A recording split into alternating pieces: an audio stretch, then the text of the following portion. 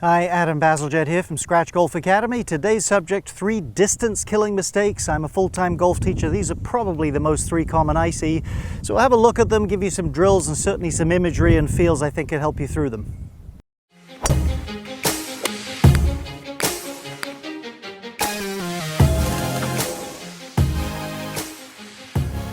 Well, if you like these videos, I'd really appreciate it if you'd subscribe. Helps us build momentum. Also hit the little bell there, then you'll be notified every time a new video is coming your way.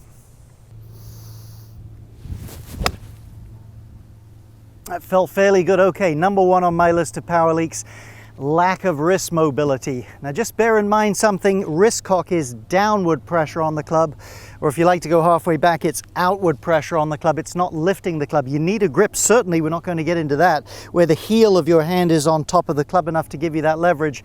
But just bear that in mind as you hinge your wrist. You're trying to gently push down in order to get them hinged. Another thing, my second point that I see too many people do, I don't like it. Hey, if your lead wrist had your fingers extended all the way out, the wrist would look fairly flat. But once you've taken a grip, it will give the appearance of being slightly cupped. Don't try to flatten it. When people try to get this too flat, to me, they, number 1, shut the face. Number 2, they lose mobility in their wrists there. So whatever wrist cock would be directly in front of you, as you can feel the mobility, that's what should be happening over here with that lead wrist. Certainly this arm folds a little bit and that wrist will bend back a bit. Below this, one of my favorite video courses I've ever made. It's free to you. I hope you'll check it out. Gain 25 yards. Detail how to set up for power, how to store power. Third video, how to unleash the power. It's free. I hope you'll check it out. Okay, number 2 on my list, poor sequence. That is hips, trunk, arms, club, especially at the start of the downswing. I've used these towels before in my video. This is the hips, the farthest end from the club head.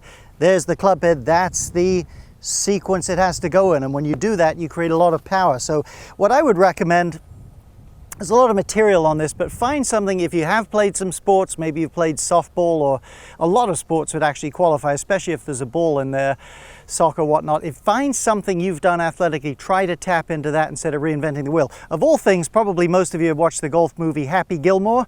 Mark Lai, who features in that movie as one of the former tour champions, is a member here and a friend of mine.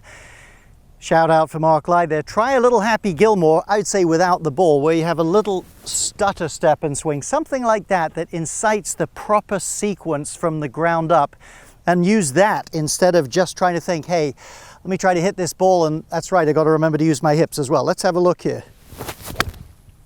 Felt like a good flow there, felt like the club reacted to me.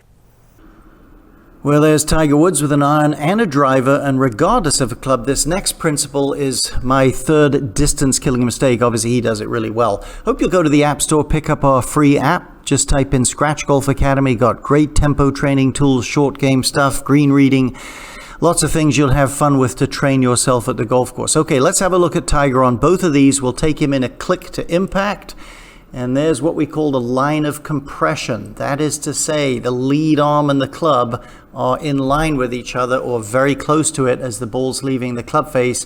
This angle here allows you to create tremendous pressure against the ball. You see it in tennis, baseball, etc. Most golfers, clubs a little bit ahead of their hands this way, not only adds loft, but reduces the ability to add pressure against the ball. Certainly he's not hitting down on it with the driver. His upper body's well behind the ball, so the hit's level to slightly up, but it doesn't change that beautiful line of compression. So important. Let's have a look at some drills. So as we get started here, and this is especially applicable here to the irons, but take a fairly lofted iron, put 3 tees in the ground, roughly halfway up the ball, and to begin to get the feel, put pressure against the tees without adding loft and flipping the ball up over the tees. Tilt the club and the ball towards the tees. Okay, now you've got a sense of how the club's supposed to react to the ball, especially on an iron, as I just showed you there. An alignment rod's a good choice. Could be a bag stand, could be one of a number of things, but something firm that's going to offer resistance. Practice pushing against that. Feel that magic angle between the shaft and the trail arm. And I think 2 feels especially you're going to want to emphasize. This lead hand will have to feel to some extent like it flattens and maybe de-lofts a little bit as a result of trying to create that line of compression. You'll feel how much more stable and solid that is. The other thing you want to feel is activation in your core and glutes, and squeeze a bit there like that. Don't just push your hands forward, squeeze a little bit, because at high speed, if all you've got perhaps a sense of what to do with your hands, but you're not really engaged in your lower body, likely not going to be able to sustain it at that sort of speed. Let's have a go here, see what we can do. Do a little 3/4 sort of a swing. I punched that one out there nice and hard and low. Could feel some pressure against the ball and the turf. You can do these things. It'll lead to better ball striking.